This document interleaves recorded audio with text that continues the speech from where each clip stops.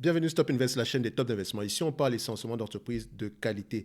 Avons-nous une opportunité d'investissement sur Sonoco? C'est la question à laquelle on va essayer de répondre en se basant sur les états financiers de la compagnie. Je rappelle que ceci représente uniquement mon point de vue et non un conseil d'investissement. Et comme d'habitude, je me réserve le droit de me tromper. Donc, nous avons ici une demande spéciale d'un de nos abonnés premium. Ok, donc je rappelle que nous avons un service d'abonné premium ici. Donc, vous avez tout ce que vous avez sur la newsletter gratuite ici qui est dans la description de chaque vidéo. Donc, vous avez ici la newsletter, c'est le gratuit, et le top premium ici, c'est ce service-ci qu'on a appelé littéralement top picking. Vous savez que j'ai pas beaucoup d'imagination, d'accord, quand il s'agit de choisir des noms. Ok, donc vous avez des analyses sectorielles ici que tout le monde peut avoir sur les analyses sur le service newsletter gratos ici. Maintenant, vous avez également la possibilité de demander des notes d'analyse, surtout quand on fait des analyses sectorielles. Par exemple, si je fais l'analyse sectorielle sur le service ici des boissons gazeuses ici, d'accord, je vais peut-être analyser également de manière fondamentale des entreprises comme Coca-Cola, comme Pepsi, etc. Donc cette note-là peut être disponible. De toutes les façons, je l'annonce toujours dans mes notes d'analyse sectorielle ici, si, au cas où il y a une note qui est disponible ici.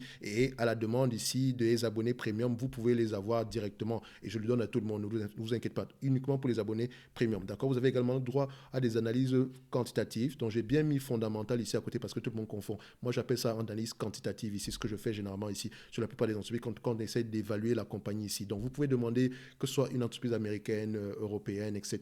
D'accord. Donc, quand vous demandez, vous êtes servi. D'accord. Donc, dépendamment également du volume, on le fait généralement sur une période maximum ici de 7 jours, ok, maximum, ok. Donc quand vous demandez, vaut mieux demander un paquet un tout petit peu de 5 par là, au moins vous savez que vous recevez tout en même temps ou bien vous les recevez ici en période, ok. Donc en supplément de ça, vous avez la possibilité, chaque mois, c'est moi qui choisis, je vous envoie deux entreprises donc deux entreprises qui sont sous-évaluées et qui ont des avantages concurrentiels. On le fait également avec une note d'analyse qui vient avec et un suivi, c'est-à-dire que si je parle d'une entreprise en date d'aujourd'hui, on en reparlera jusqu'à ce que la thèse d'investissement ne tienne plus la route.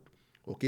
Donc généralement c'est 2 par mois. Ok, donc ça peut être une compagnie ici, dividende croissant, de toutes les façons ici, je me réserve généralement le droit de combler tout le monde, d'accord, parce qu'on a des abonnés à peu près ici qui sont à peu près à chaque niveau, à certains niveaux ici de leur vie en tant qu'investisseur, ok, donc soit accumulation, soit distribution, d'accord. Je dis ceci, ça ne veut pas dire qu'on achète. Non, je ne vous promets aucun rendement. D'accord. Ici, je vous présente une information avec mes éléments pour vous permettre je vous mâche le travail pour vous permettre de pour vous-même faire vos recherches de côté. Si vous avez des questions, on en parle. Donc, si je parle d'une entreprise, on discute. D'accord.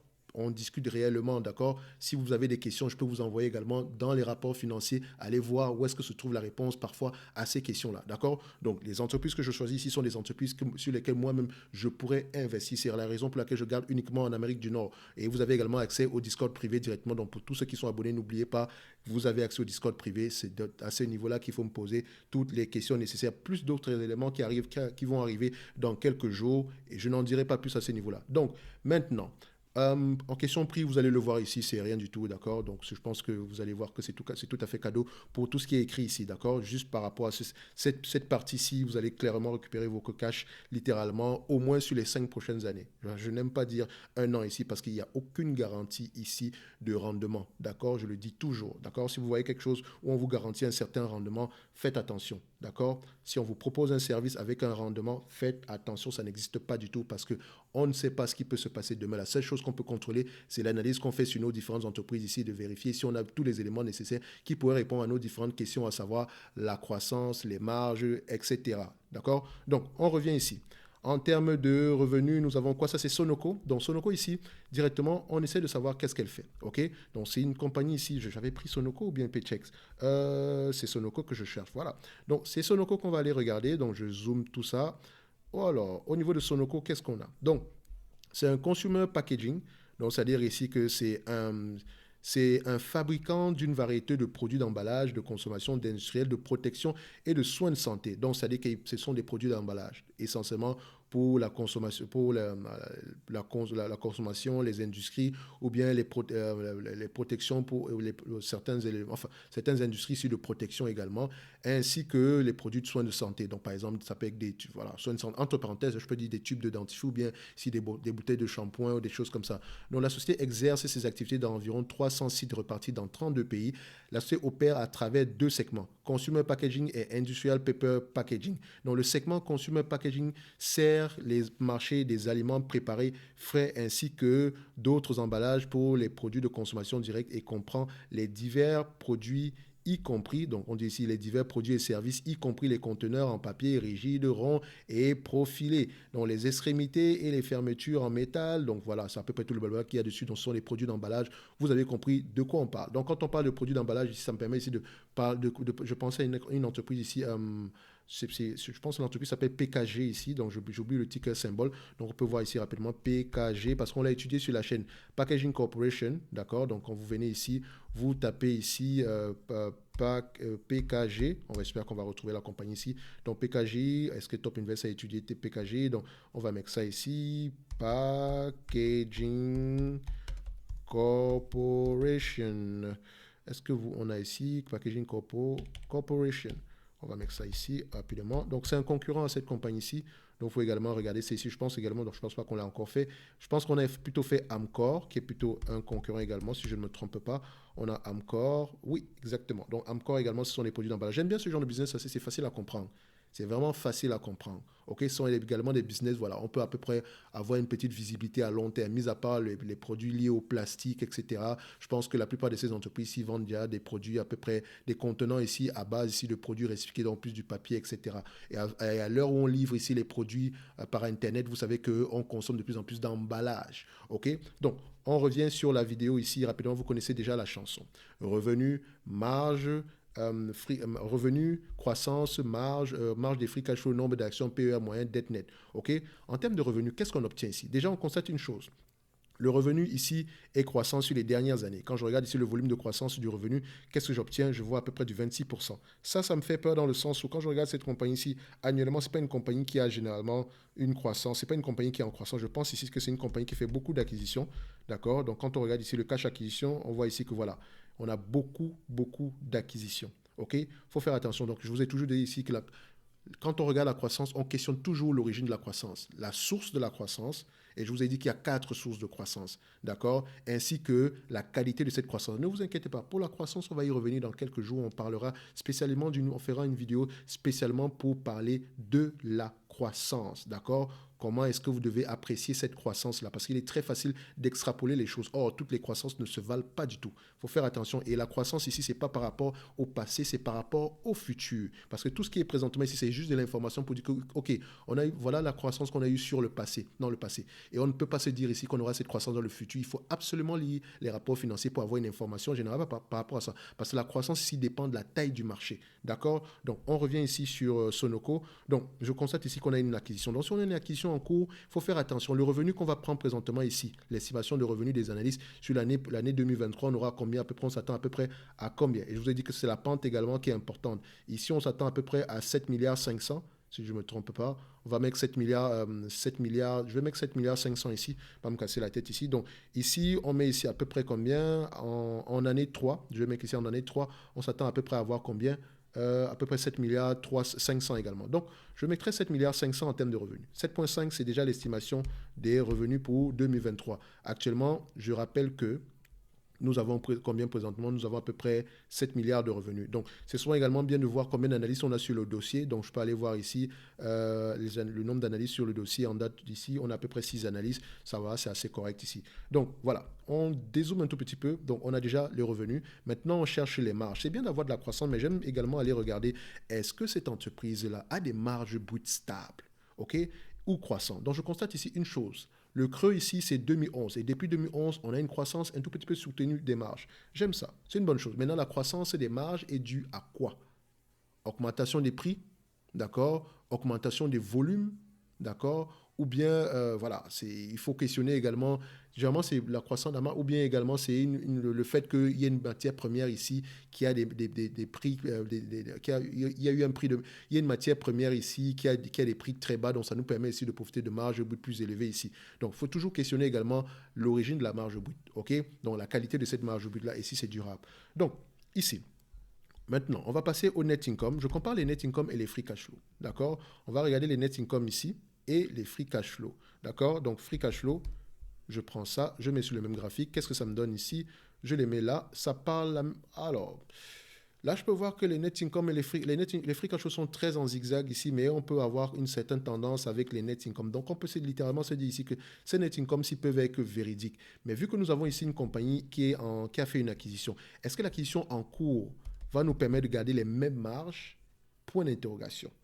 Ou bien ça va nous permettre d'avoir des marges plus élevées. C'est la question qu'il faut qu'on se pose. Parce que quand moi je prends ce chiffre-ci, quand je fais, voilà, je prends mon petit outil mathématique, je mets la médiane ici, voilà, je sais que personnellement qu'on a fait une acquisition. Est-ce que cette acquisition-là va nous permettre de maintenir au moins les marges qu'on avait précédemment? C'est le postulat qu'on fait ici, l'hypothèse qu'on fait ici en prenant ce genre d'éléments. Ok? Faites attention. Donc je sais également où sont, voilà, les limites de faire des analyses quantitatives. Faites attention, c'est pour ça que je questionne tout. Vous pouvez penser que je n'essaye pas de vous dire, OK, on fait comme ça, voilà, c'est gravé dans la roche. Non, on questionne tout. D'accord? Donc ici, ce que je recherche avant tout, c'est la stabilité. Je vois ici qu'on a une stabilité des marges, à peu près aux alentours de 4,88%. 4,88% en termes de marge nette. OK? Les free cash flows sont peut-être moins élevés que ça, mais il faut poser la question à savoir pourquoi est-ce que les free cash flows sont moins élevés. Parce que ici, c'est une entreprise, oui, la dépense en capital est peut-être élevée ici, mais c'est une entreprise qui devrait rapporter un certain niveau de revenus année après année. Après, également, on peut comparer une chose. Hein. J'aime souvent aller regarder ceci. Par exemple, si vous prenez les net income, OK? Vous les mettez ici en termes, voilà, on va les mettre ici cumulatifs, d'accord? Ça fait à peu près 20 milliards en termes de net income. Vous prenez les free cash flow, ok? On les met là, sur les 12 derniers mois. On va les prendre ici en cumulatif également. On voit ici combien. On essaie de voir si on arrive à peu près au même niveau. On arrive à peu près à 22 milliards. Donc vous constatez que les free cash flow ont tendance à être supérieurs à 10% par rapport au net income. Quand on regarde sur la longue période, quand on regarde sur les 10 dernières années, je les mets sur le même graphique, vous voyez qu'on parle à peu près le même langage. Sur les 5 dernières années, on parle à peu près le même langage. Sur les 3 dernières années, ils parlent également le même langage. Donc, malgré ces variations que vous pouvez voir ici, donc quand on prend en considération, quand on les met ici as reported, donc quand on met également ça ici as reported, qu'est-ce qu'on obtient? Voilà. Malgré les zigzags qu'on peut voir ici, vous voyez que les net income et les free cash flow ont tendance à aller dans le même sens. Le total des net income qu'on a reçu sur une longue depuis 2000 ici est égal à peu près au total des free cash flow. Donc, faites généralement attention quand vous voyez ce genre d'éléments-là. Donc, on peut se dire ici que la marge des net income représente la marge des free cash flow. OK? C'est clair pour vous? Je suis sûr et certain que maintenant, vous saurez à peu près comment est-ce que vous allez apprécier ça. Donc, sur les 20 dernières années ici, on constate quoi? Nous sommes à peu près à 4,77%. Sur les 10 dernières années ici, nous sommes à peu près à 4,55%. Sur les 5 dernières années, nous sommes à 4,84%. Donc, quand je dézoome un tout petit peu ici, je vois ici, voilà, on est aux alentours de 4,88%. Sur les 20 dernières années, je vais mettre ici 4,8%. D'accord? 4,8%. Je ne cherche pas à avoir précisément raison. Si on a 4,88, 5%, tant mieux. Moi, je prends 4,88% d'abord. OK? 4,88%. De toutes les façons, le dernier mot reviendra dans la lecture des rapports financiers. Mais on peut déjà se dire ici qu'on a des marges assez stables. 4,8% ici. OK? Donc, nombre d'actions, qu'est-ce qu'on obtient? En termes de nombre d'actions, je rappelle toujours que ça fait toujours plaisir. Un like, un abonnement ici. D'accord? Merci. Donc, ici, on va ici sur le net income. Le nombre d'actions, plutôt, on a à peu près 99 millions d'actions. Je l'arrondis directement ici. 99 millions d'actions. Je rappelle que je ne veux pas avoir précisément raison, mais le moins tort possible. OK? Donc, ici, c'est 99 millions. Ce qui est sûr, je n'ai pas mis ici 120 millions. D'accord? Je n'ai pas mis 130 millions. Je n'ai pas mis 105 millions. J'ai mis 99 millions. Il y a une différence ici de 250 000. Donc, vous voyez ici maintenant en termes de PER. Le PER, qu'est-ce qu'on obtient ici? Donc, quand on met le price to earning ici, donc price to earning, voilà. OK, donc on est ici 13 fois les bénéfices. Donc, on regarde ici sur une longue période de temps. C'est une entreprise ici 17 fois les bénéfices, 15 fois les bénéfices par là, je pense bien. Là, on a 18 fois les bénéfices. Donc, quand on regarde sur les 10 dernières années, on est à 19, 20 fois les bénéfices. 5 dernières années, 20 fois les bénéfices. OK, on va pencher pour 20 fois les bénéfices ici. N'oubliez jamais également que quand les taux d'intérêt augmentent, les PER auront tendance à diminuer. Donc, faites attention, il faut toujours avoir au moins une hypothèse avant les 20 fois les bénéfices. Donc, moi, j'ai toujours 3 hypothèses. Donc, si c'est 20 fois les bénéfices le maximum, donc je prendrai ici 15, 17 et 20. OK? Toujours. Donc, dette nette. En termes de dette nette ici, qu'est-ce qu'on obtient? Donc, en termes de dette nette, on obtient combien? Donc, je mets ici la dette nette sur le dernier trimestre. D'accord? Toujours aller vérifier dans les rapports financiers. Ici, nous avons une dette nette à peu près de 3 milliards 600. OK, donc je fais ici 3 milliards 260. Donc, on va mettre ici 3 milliards 260. Dette nette, 3 milliards 260. OK, tous les éléments nécessaires pour effectuer l'évaluation de cette compagnie-ci. Donc, je ferme cette partie-ci, ça n'a plus lieu d'être. Et également cette partie-ci, ça n'a plus lieu d'être. Donc, ici, on met le X20. On fait le calcul. Vous êtes prêts? Voilà. 4 milliards, pas 4 milliards, excusez-moi, 7 milliards 500. Vous vous rappelez, revenu estimé pour 2023, si dans un environnement normal, fois 4,8%, d'accord, ça fait ici 360, multiplié par 20 fois les bénéfices, moins la dette nette. Nous avons une dette nette de combien? 3 milliards 260. Avant ajustement, parce que s'il faut ajuster cette dette nette, peut-être qu'on aurait un élément plus bas que ça. D'accord? Faites attention. Donc, je prends 3 milliards 260. Ça me donne 3 milliards 940 ici. Divisé par le nombre d'actions ici. Nous avons 99 millions d'actions divisé par 99. Ça me donne ici au total 40 dollars l'action. Donc, ici, cette entreprise-ci, 40 dollars l'action serait à peu près une valeur ici assez correcte. OK? Donc, maintenant, il faut toujours également regarder les choses du point de vue rendement. Si nous avons une compagnie ici qui peut ramener à peu près 300 millions, 360 millions par an, d'accord? Par rapport à la capitalisation boursière actuelle qui est de 5 milliards 840, donc divisé ici par 5 milliards 840, qu'est-ce qu'on obtient? On obtient aux alentours de 6%. D'accord? 6 points, nous sommes ici à peu près à 6,1% ici. Donc, on peut se dire que cette entreprise-ci est correctement évaluée. Je ne dirais pas qu'elle est surévaluée, je dirais qu'elle est correctement évaluée. Parce que si nous avons un environnement où on n'a pas de dette, d'accord, et qu'on rapporte à peu près 360 millions, et que ce 360 millions est reversé comme dividende, on a un rendement de 6%. Quand on prend 100 ici, divisé par ces 6%, ça revient ici à un PER de 17, qui est presque ce qu'on a généralement ici en termes de moyenne. Vous savez ici que généralement le marché paye 20 fois les bénéfices, donc ici ça revient à 17. Donc c'est ça qui me permet de dire que cette compagnie-ci est correctement évaluée. Si vous ne prenez pas en considération la dette, mais idéalement si vous voulez l'acheter, prenez toujours en considération la dette, de tel cas que si vous arrivez à avoir un prix de 40 dollars, d'accord, ça revient ici à une capitalisation boursière aux alentours de, voilà, on remet ça ici, donc ça va nous donner ici une capitalisation boursière de combien? À peu près, je cherche le calcul, hein, donc je sais ici que j'avais pris, voilà, ça va vous donner une capitalisation boursière de 3 milliards 940, ok, si vous l'achetez à 40 dollars l'action. Donc si vous faites ici, si vous achetez à 40 dollars l'action, votre rendement sur coût ici sera aux alentours de combien? Sera aux alentours de 9% sans prendre en considération sans prendre en considération ici la dette. Ok, donc c'est pour ça que je me dis qu'à 40 dollars, ça pourrait être intéressant comme prix d'acquisition, mais ici aujourd'hui, vous ne surpayez pas. Maintenant, tout va dépendre de la croissance future. Si vous pensez que c'est une compagnie qui peut avoir une croissance assez élevée, c'est à vous de voir. Mais comme je l'ai toujours dit, la croissance ici n'est pas qu'un terme mathématique dans le passé. Il faut l'extrapoler dans le futur en se basant sur la stratégie, la taille du marché, etc. Connaissant ce genre d'industrie ici, je sais qu'il y a beaucoup de consolidation ici parce que c'est une industrie ici qui est très indisciplinée en termes de coûts. Donc le secteur a commencé à être consolidé. Donc à la fin de la journée, il y aura peut-être que 4 grands joueurs maximum ici et ça sera suffisant pour discipliner l'industrie. Donc ici, nous sur les 5 dernières années, on a 5% de croissance. Sur les 10 dernières années ici, nous avons 2% de croissance. Sur les 3 dernières années ici, nous avons à peu près 8% de croissance. Ça ne veut pas dire qu'on a 8% de croissance, ça veut juste dire qu'on a fait de plus en plus d'acquisitions ici. Donc faites attention, c'est une croissance ici par acquisition, d'accord, qui est généralement une croissance temporaire. Ok, parce que s'il n'y a pas d'acquisition, comment vous faites?